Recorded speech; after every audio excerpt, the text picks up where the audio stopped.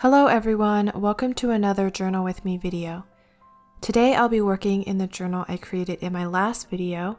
If you haven't seen that one yet, I created an autumn junk journal using a cereal box and a no-sew binding method.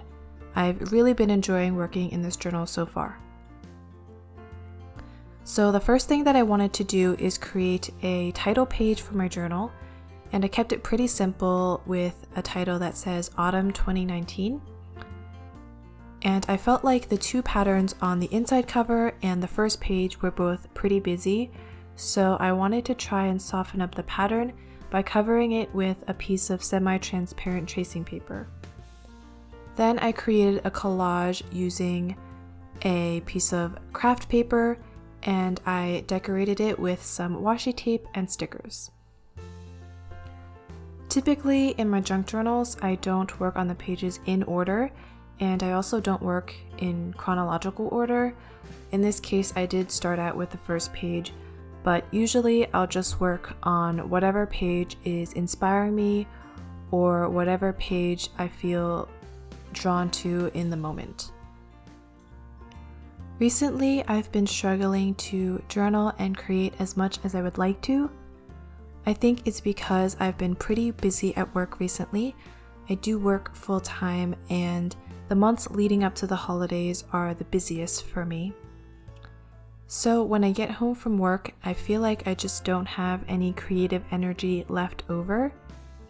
I do try to journal at least one page per day, but there are some days when I just don't journal at all. Let me know if you all have been feeling the same way this time of year.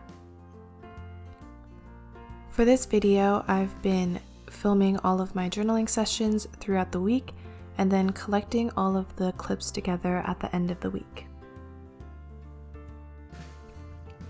Moving on to the next page, I wanted to document this photo that I took at a market of some really small pumpkins. Basically, I was on my way to go apple picking, and I happened to see this market that I was driving by, and I just had to get out and see what was going on.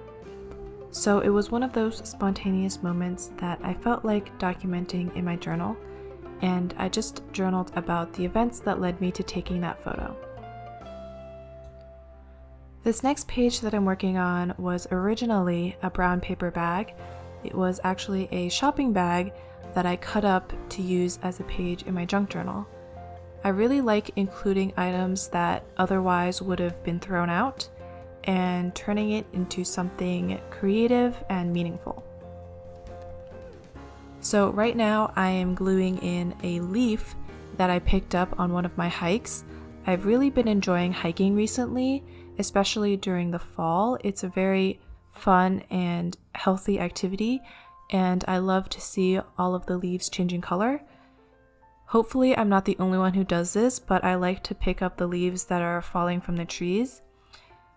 So I picked up this particular leaf and laminated it to include in my junk journal, and I am writing out the name of the park that I went to and the date that I visited. I didn't think that this page needed much in terms of decoration, so I kept it pretty simple.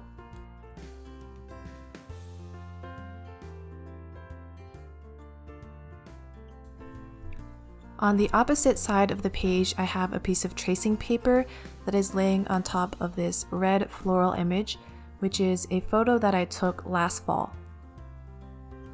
I really like the effect of the tracing paper and how it kind of mutes the floral image, but you can still see it through.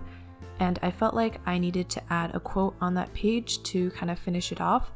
So I chose this quote that says, "Autumn shows us how beautiful it is to let things go."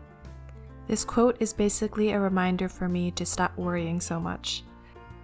I initially wrote out the quote on a piece of lined paper to get a feel for the spacing, and then I just traced over it using a gold marker. So I was flipping through my Daphne's Diary magazine. This magazine is full of pretty images and beautiful papers. I think I've had this issue for maybe 2 years, and I'm still finding inspiration from it. So I was looking through it and I came across this cutaway page, which can be folded into an envelope, and I wanted to try it out. The one part that I found kind of annoying was that the flap of the envelope is perforated and there are all of these really tiny pieces that you have to take out. Once I removed all of those, the flap ended up being pretty flimsy, so I fixed that by backing it with a piece of plain paper. This was a little bit tricky because there were a lot of small areas that needed glue, but I used my liquid glue and it seemed to do the trick, so I am actually pretty happy with how this turned out in the end.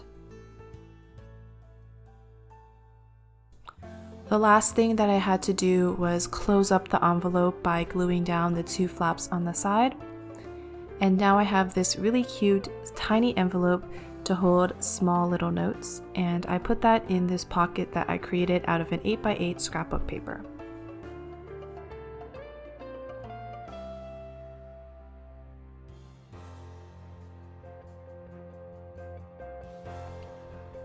Here is a flip through of all the pages I've worked on so far. I really hope that you enjoyed this video. If you did, I'd love it if you liked this video and leave me a comment letting me know what you thought. Thank you so much to those who have subscribed to my channel. I really appreciate it so much, and if you haven't subscribed yet, I would love to have you. I hope you all have a great week, and I look forward to seeing you in my next video. Thanks for watching!